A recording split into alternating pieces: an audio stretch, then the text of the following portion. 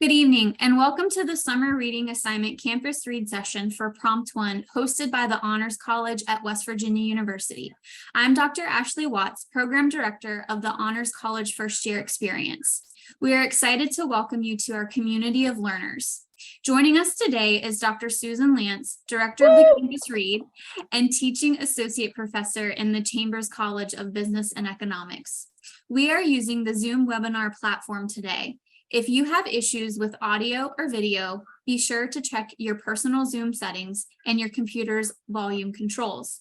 If live captioning has been requested, it can be viewed by clicking the CC button at the bottom of your screen. If live captioning was not requested, a captioned version of this recording will be available on the Honors website. And now let's begin our discussion. All right, and Dr. Lance, I'll turn things over to you. Excellent. So I have managed to do something strange and I cannot share my screen, even though we just did it the right way. Let me stop sharing mine and then try again. Okay. Okay, try again. Now I can. Yes. All right. So, hi everyone. I am Susan Jennings Lance, and I teach business communication in the Chambers College of Business and Economics. And I am going to talk to you a little bit about the Campus Read and what it is and why we have it. A lot of colleges have actually what's called a common read, and we have all of the freshmen read the same book and talk about it and hold hands and sing Kumbaya and have a wonderful experience together reading that same book. Well, we tried that a few years ago at West Virginia University.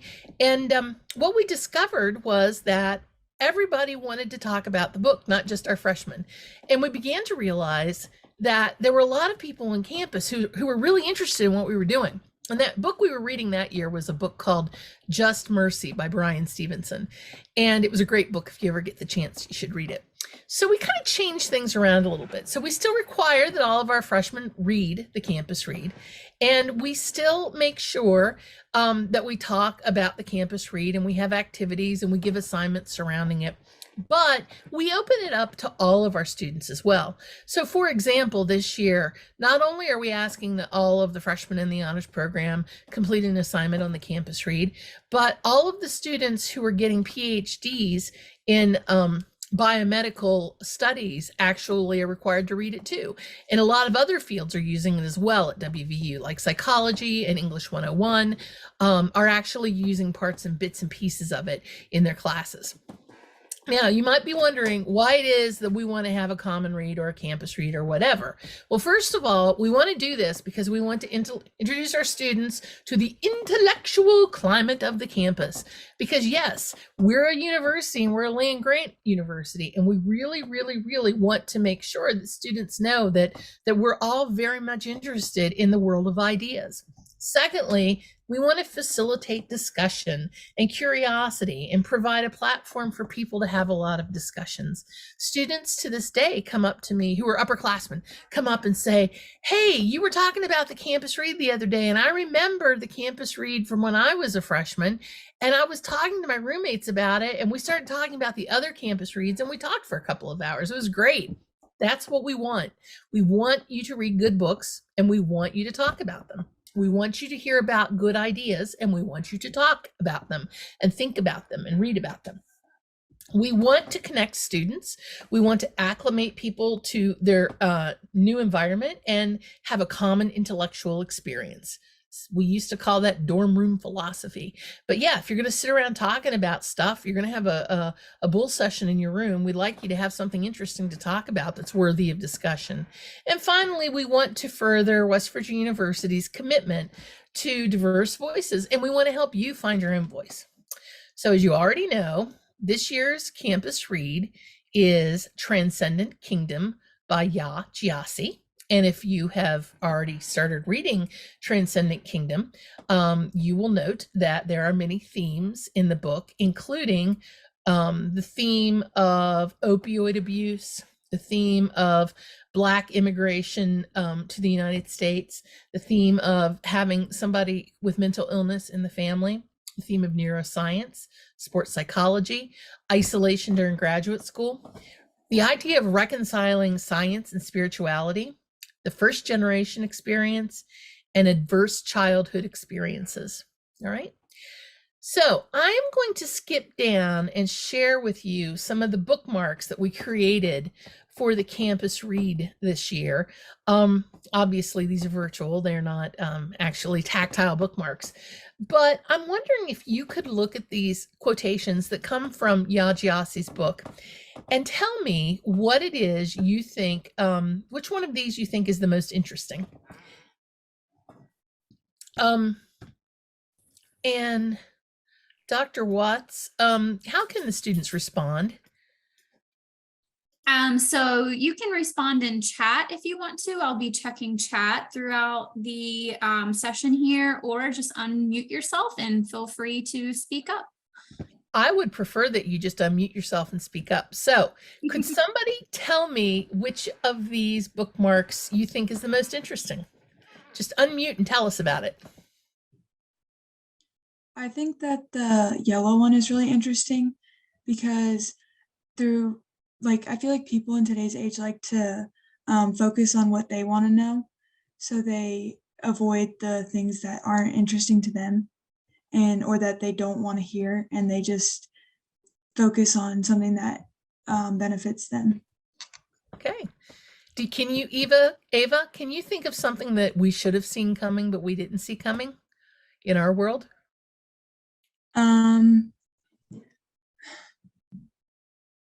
Maybe like increasing crime, because people, like, everybody is always wanting to get attention.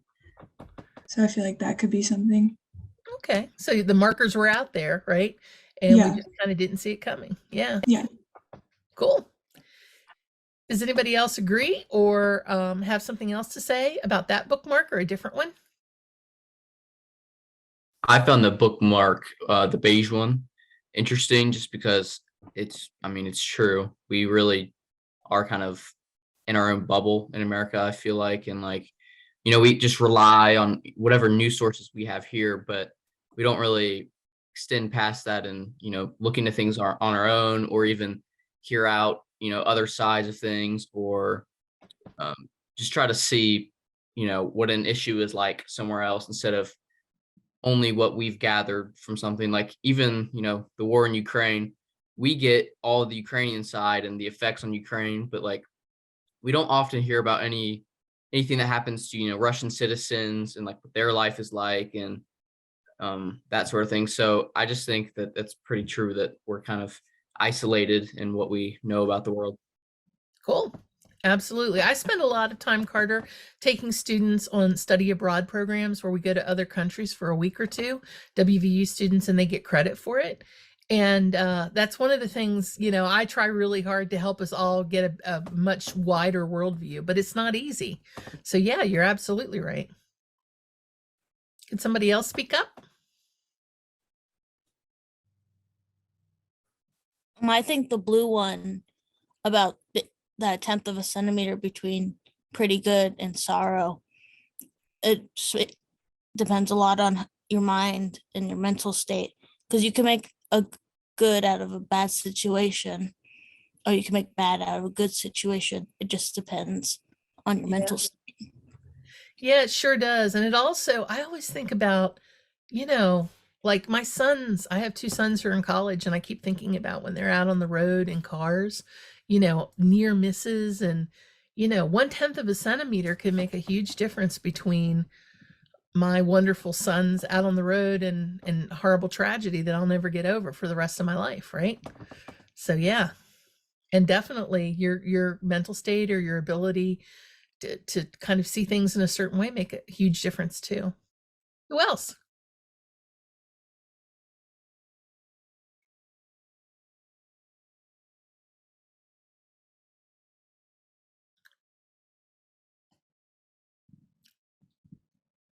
I kind of like Lance, my favorite one that's standing out to me is that very first one. The truth is we don't know what we don't know. And it's one, it stands out to me because it's lends itself to the reason why universities have a common read or a campus read, where we're reading the same thing, but we're all coming from different experiences and backgrounds. And so maybe one thing that someone says really resonates with us and it can change our whole perspective. And so that one's really standing out to me right now. I love that one. Yeah. I'm a big fan of that one too. And I know that in my own graduate work, I felt like even in college, I felt this way. I didn't know something and I'd find out a little bit more about it. And I'd think, oh, well, that's interesting. And then I would think a little bit more about it and I'd think, oh, that's interesting. And then I'd read a book about it and I'd find out more. And then suddenly I had more questions, but I was so interested. So yeah, that one speaks to me as well. Did anybody find an interest in the third one, the middle one there that says, what's the point to all of this? Is a question that separates humans from other animals. What if the answer to this question is, I don't know, or worse still, nothing?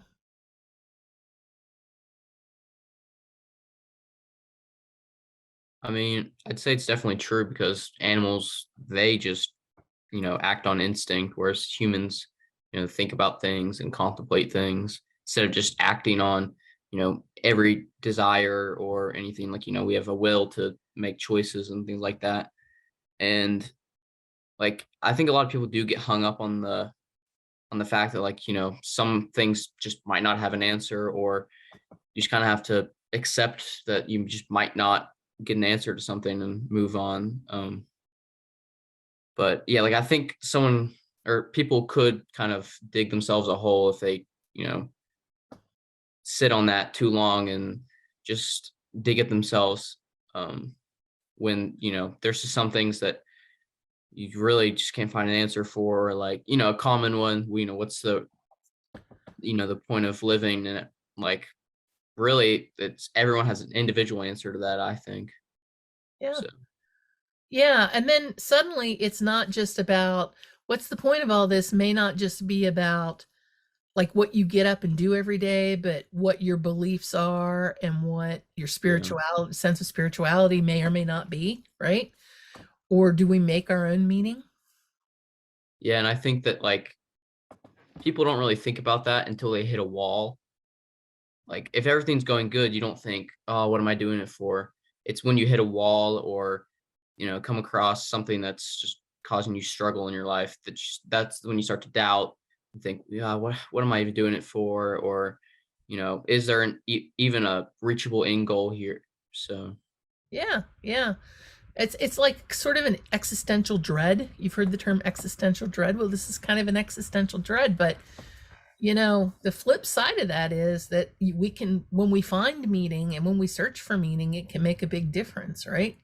Right. So I'm just curious, folks.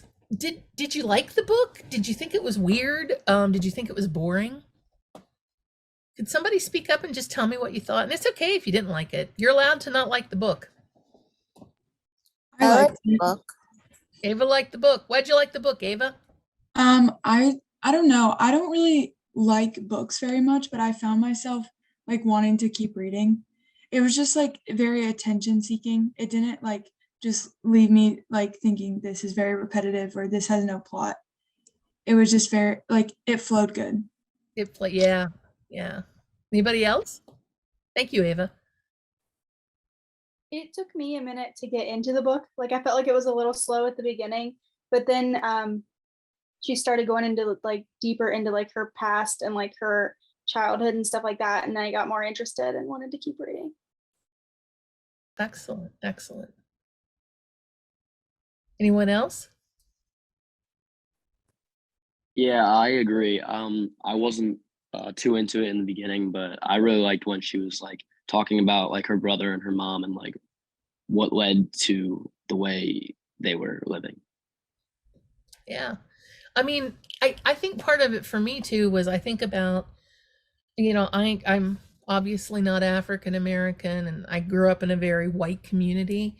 And when I think of people who are African Americans and the experiences, the shared experiences they have, I always think of people whose ancestors were brought here as enslaved people.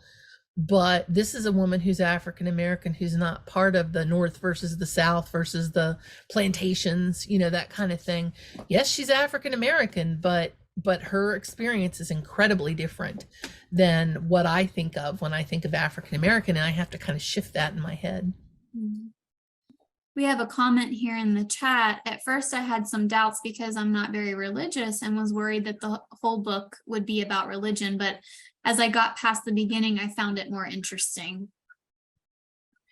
And Chloe, what I thought was interesting was the fact that they talked about religion, but it was kind of an abstract thing. I mean, it kind of showed that everybody looks at religion differently and spirituality differently, and it's not a one size fits all.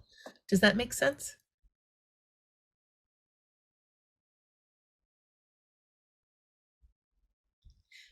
Does anyone else have any thoughts about the use of religion in the book?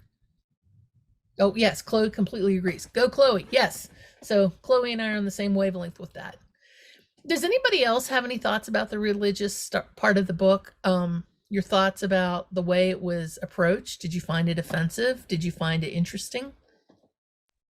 I really like how Yeah, go I ahead. really like how she portrayed that, like, as like bad things started happening in her life, she kind of started to doubt, and then she kind of reinstilled her faith towards the end. And then I like how at the end, like, she got with her husband and then didn't force her religion on him. Like, she was comfortable with how slow or fast he wanted to like make that step and like let him decide himself, kind of thing. That makes sense because it's a very individual thing, right? So I Yeah. believe somebody, yes. So I believe somebody else was going to say something. Yeah, I was just gonna say that, like, it kind of showed how, like, religion can mean different things to people, and like take a different kind of hold on their life depending on how they're taught it. Like when she was younger, the way it was, the people around her, uh, they were kind of hypocritical about it. Like she mentions whenever her brother's like last basketball game, they were all the people, members of her church. She looked around and saw them booing him, and like a member of their church and someone that they had affinity for at one point in time. Like I think that kind of showed how there can be hypocritical sides of people trying to be like kind of self-righteous about it. I'm religious myself, so I'm not like bashing it or anything like that by any means, but like I think it definitely kind of almost shows, especially from her perspective, how she kind of needed to find it on her own, or like find what it meant to her, because she just tried to live it as she was kind of told. Like I don't know if that makes sense, how she was told to be. Like she, in her journals and things like that, um she even reflects and says that she felt like self-righteous when she like, go to school and say, I'll be praying for you to people and things like that. So I think it was interesting because at first I wasn't sure what she was gonna do with, the religious parts of the book. But then I kind of thought it was interesting just to see how, you know, growing up and being taught it a certain way can affect her life. And like the last person mentioned, it was nice to see her kind of um, you know, find her religion again, and also just leave it open, and not force it. I liked, one thing that I was really happy that they did in the book that really struck a chord with me. I grew up around a lot of people who are very fundamentalist Christians, and I have traveled to the Middle East. I have met people who are very devoted to their religion, and their religion is something that's totally different than anything I grew up around. One of the things that I was struck by was when she would be in classes, even though she kind of wasn't feeling that fundamentalist Christian church that she grew up in, when she was in classes and people would bash people who were religious or would say bad things or be condescending towards religion, she would say, "Now wait a minute, not all people are like that." And I think you're over exaggerating, and I really appreciated that, because just because I'm not practicing a fundamentalist religion doesn't mean I don't have respect for people. And just because perhaps you're one religion and I'm a different religion doesn't mean we can't be respectful of each other's beliefs and thoughts. So I really appreciated that part of the book too, if that makes sense. I think that her standing up for the religion was for her mom, because she respected her mom so much in the way that her mom felt about religion. So I think she was mainly trying to like not make her mom ever think that she said anything bad about it, which I think is really cool because she was loyal to her mom even when her mom wasn't there. Yeah. Yeah. I also like the fact that, like, the woman who said we're all stardust and religion and science becomes very intertwined.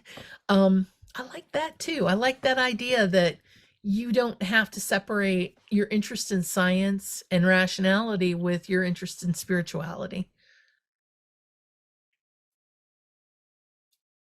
I really like that it shows that religion might not be the same even in the places that you go, because she shows the differences in her Alabama town to the Ghanaian town, like like how they're so different and how they different in worship, and how her mom prefers the Ghanaian but then got accustomed to the new American way.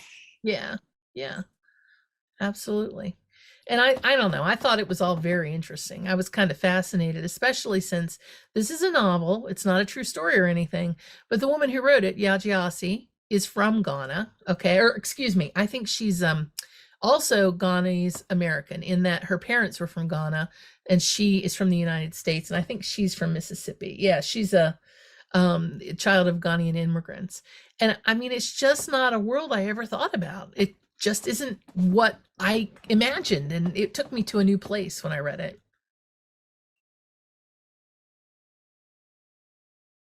Okay, so well, I want to tell you a few more things about the book. If you like the book, there is another book that Yajiasi wrote before Transcendent Kingdom called Homegoing. And it's not about the same people or anything, but it's still a fascinating book about two sisters who were born in Africa and had led very different lives. And each chapter is about their each generation of descendants. And it is a fascinating book. So if you enjoyed this, I recommend Homegoing. I also just wanted to share with you that I got to meet Yajiasi at a book conference several years ago, and there I am holding Homegoing. Transcendent Kingdom had not come out at that time. So I'm very excited. I was very excited to get to meet her because I thought it was a great book. And I'm very excited to tell you that there's a very good chance that we're going to have Yajiasi as on campus this fall, and that you can get to meet her if you so desire, or at least get to hear her speak. We have a series of events planned this fall that relate to the campus read. We have naloxone training on September 6th at the Gluck Theater. These are open for everybody, and you'll be seeing this more. Your 191 teachers will have this. We will be having a gallery reception for an exhibit of art, an art exhibit inspired by Transcendent Kingdom on September 19th. Our counseling center will be doing a program about mental illness and trauma within the family, because as we read this, many of us recounted times that we've had trauma within our own family, or somebody in our family has suffered from mental illness. So we're going to have a discussion about that. The Stewart Hall Gallery will be having a walkthrough on September 29th to show people how to put together a gallery exhibit. We're hoping that we will either have Yajiasi in person or at the very least on Zoom in October for you all to meet with her. We will be doing a program called Reconciling Spirituality with Science and STEM with some of our religious studies professors and the Episcopalian Bishop of West Virginia. And we're not trying to convert anybody or make anybody religious. What we're talking about is, can you be religious and can you think about STEM? I'm also hoping to get a Buddhist priest that I know, and looking for somebody who can represent the Muslim faith for that panel. And then finally, we're going to have a panel with writers who write about opioid abuse and about some of the systemic things that have gone on in the state of West Virginia that and in the United States that allowed this sort of opioid abuse that gets to Gifty's brother happen in the United States. It's not a pretty thing. Okay. Now, I also wanted to kind of throw things out here to um, Dr. I have a couple other things I want to say, but I'd like to see, Dr. Watts, if we have questions that we need to answer with our students or thoughts there first. Okay, perfect. So if you guys have questions for us, feel free to write them in the chat, or again, just unmute yourself. While you guys are kind of thinking of those questions, I'm going to go ahead and share my screen again, Dr. Lance, and we can get ready to talk about prompt number 1 as well. Yeah. Okay.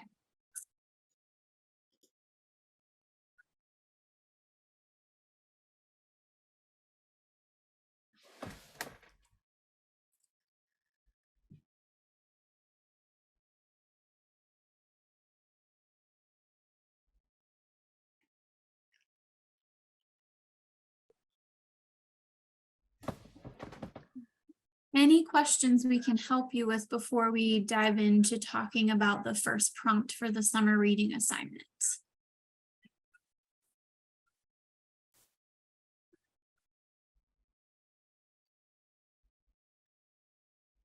Okay, we'll also save some time at the end for questions as well. But Dr. Lance, should we go ahead and transition then? Sure. Yeah. Okay. All right, I'm just going to read this prompt out loud. This is prompt number 1 from the Honors College summer reading assignment. So it says, Gifty's brother died from an overdose, which greatly affects both Gifty and her mother. Gifty even decides to study neuroscience and addiction, partly because of what happened to her brother and the effect it had on her mother. Gifty recalls, I loved God, my brother, and my mother in that order. When I lost my brother, poof went the other 2. God was gone in an instant, but my mother became a mirage, an image formed by refracted light. Has there been an event in your life that affected you similarly or changed the course of your life? So maybe some of you have decided to actually write about this prompt. Maybe some of you are contemplating, thinking about choosing this prompt to write about for your essay. But for everybody, what kind of stood out to you about this prompt and about the fact that in the book, Gifty's brother did in fact die of an overdose and the aftermath which happened after that incident occurred? So what are your thoughts on this?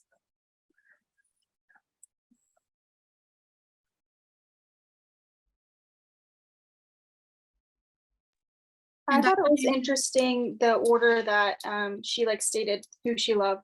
Like she said she loves God, my brother, and my mother, like that order, because it just proves that she looked up to her brother so much that he even like was placed over her mother. So I thought that was interesting and a good thing to point out. Mm-hmm. And to lose it all at once. Yeah.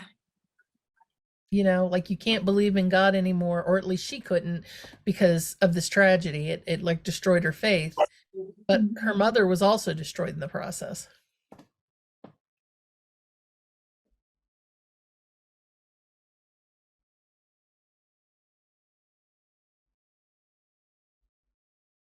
I think there was somebody else who was going to say something.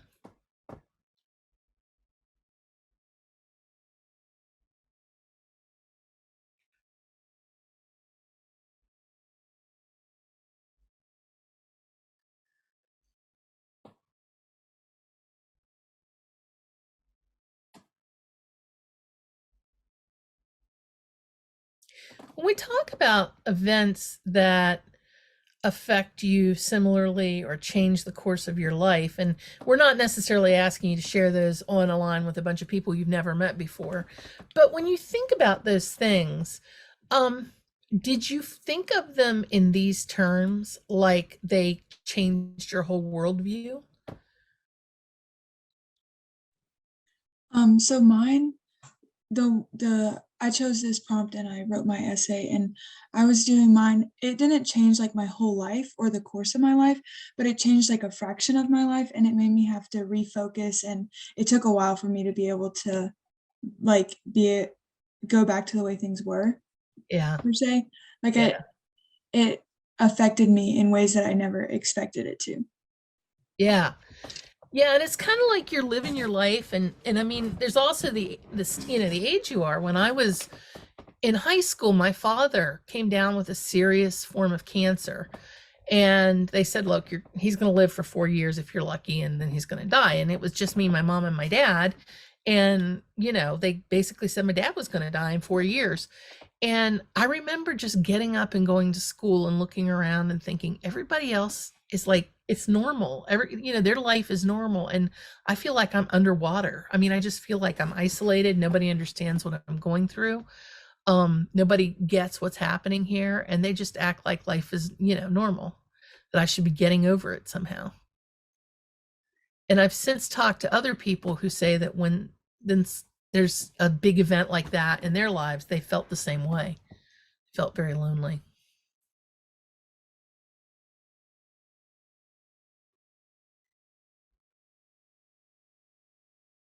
Anyone else?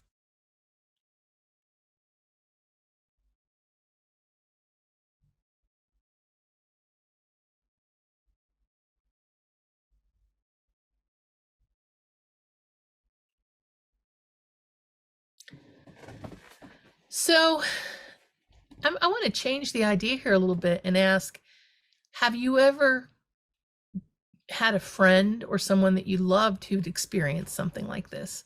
It didn't happen to you, but it happened to somebody you knew.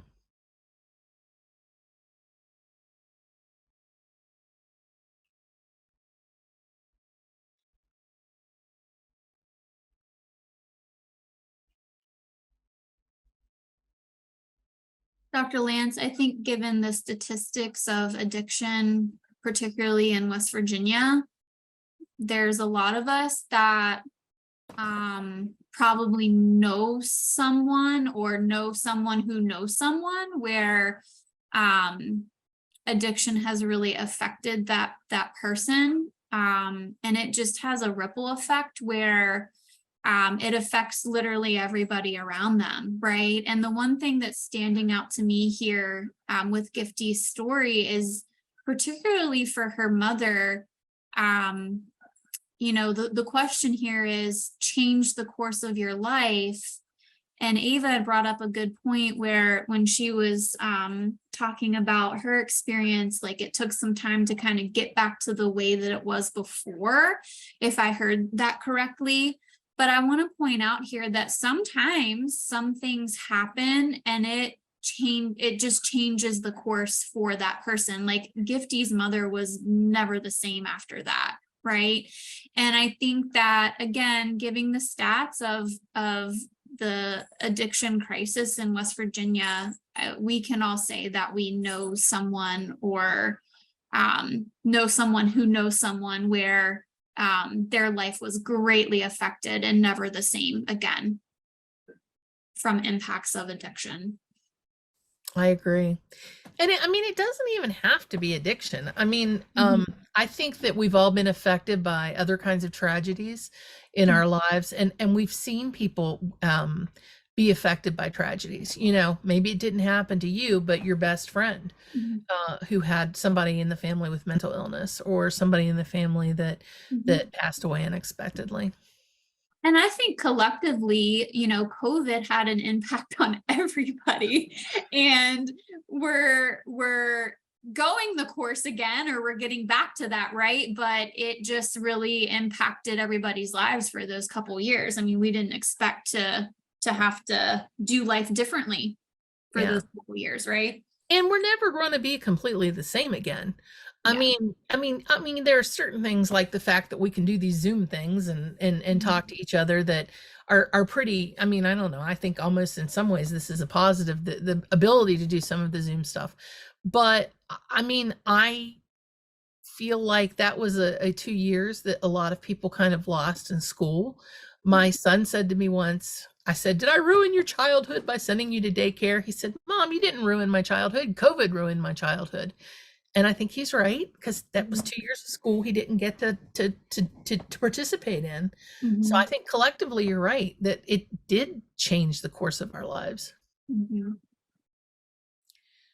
So do we want to talk about, do you have questions specifically about how the paper is supposed to be done?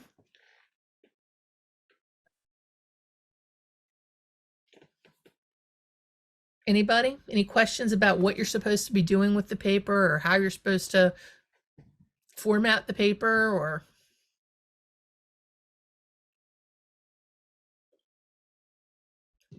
With this prompt, are we talking more about like our experience or about the book?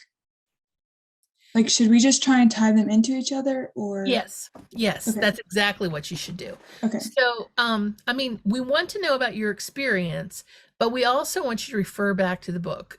So like my experience was this thing happened and it changed the course of my life. And just like Gifty could not go back to her faith when her brother died, I had a problem doing blah, blah, blah.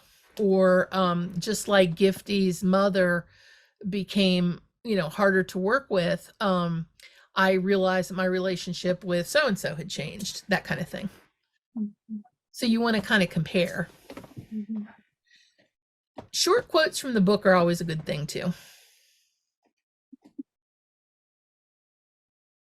Is there a quote requirement? I'd say throw 2 or 3 in there. I don't think it's part of the actual rubric, but I think if you want to write a good paper, throw 2 or 3 short ones in there.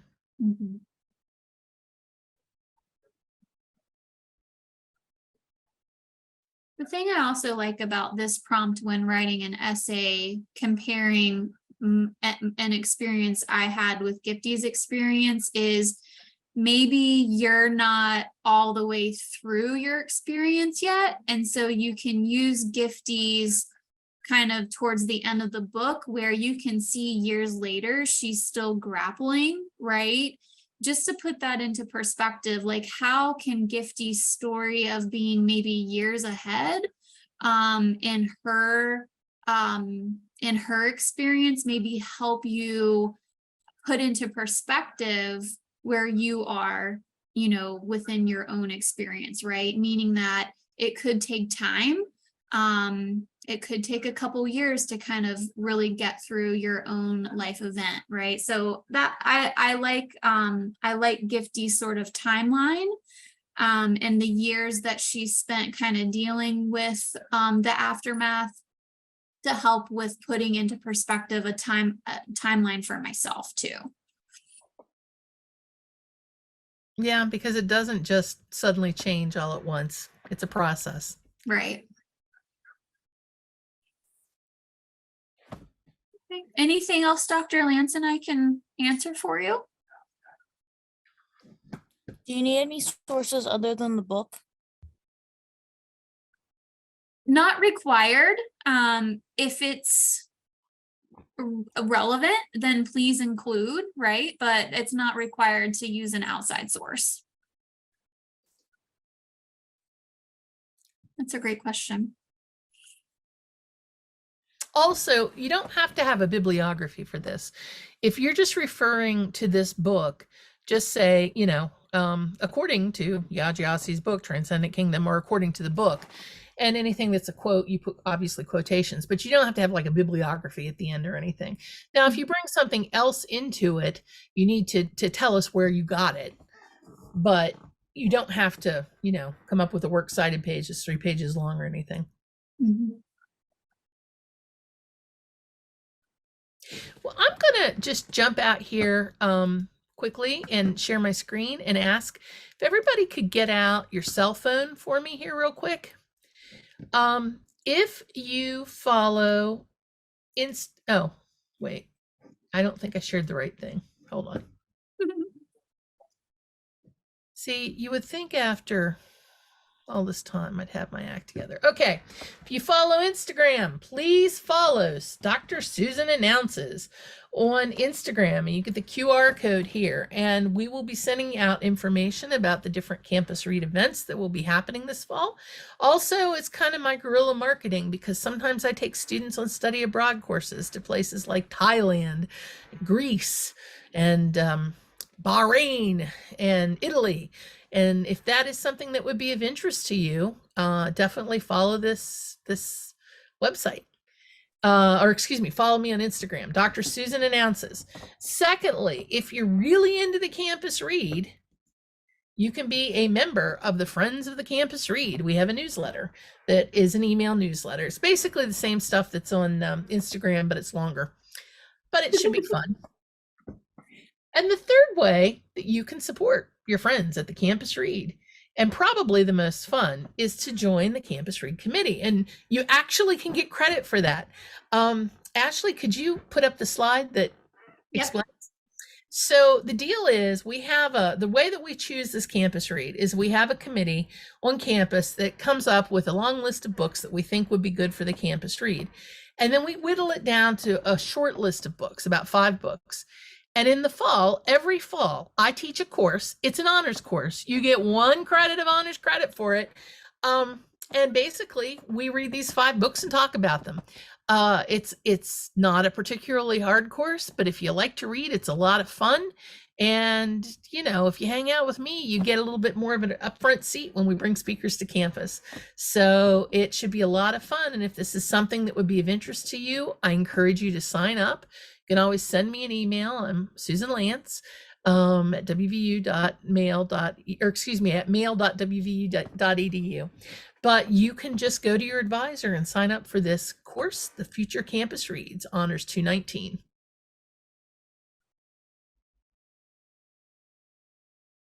And I'm going to turn it over to Dr. Watts.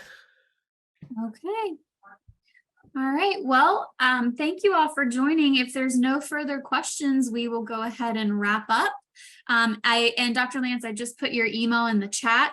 If you guys have questions, please email our Honors College account, or you can email me as well. It's ashley.watts@mail.wvu.edu. So with that, thank you for attending today's session. Please reach out if you have any questions, and we are looking forward to a great year. Thanks, everybody.